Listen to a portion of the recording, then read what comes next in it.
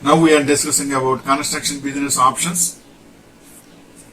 Today we are discussing about how suspension bridge is made.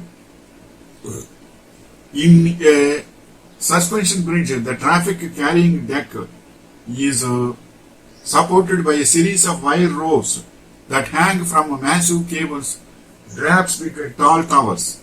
Raw materials are what? Many of the components of suspension bridge are made of steel. The girders used to make the deck rigid are one example. Steel is also used for the saddles or open channels on which the cables rest atop a suspension bridge towers. And next point is steel is drawn into wires to its strength increases.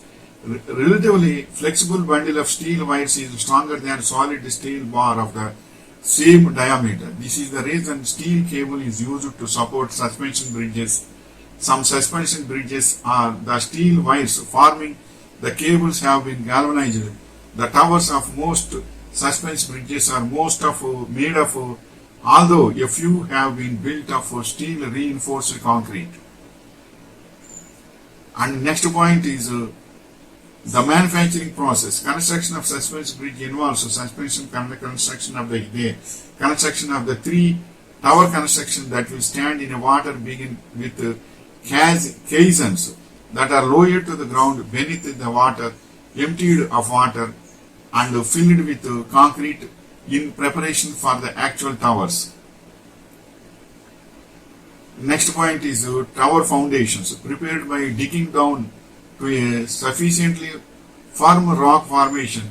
Some bridges are designed so that their towers are built on dry land, which makes construction easier.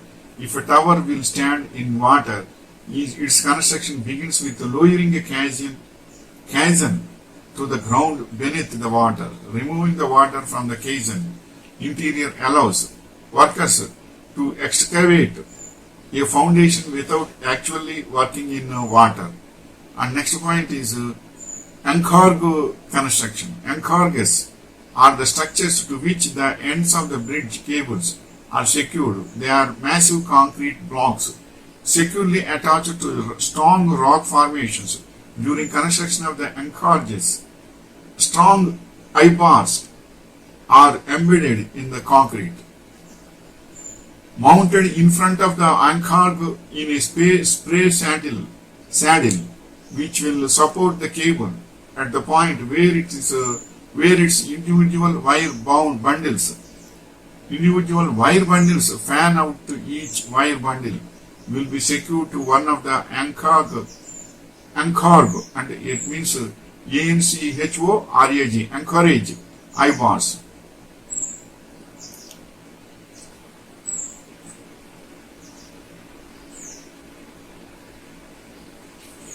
And next point is vertical cables are attached to the main support cable.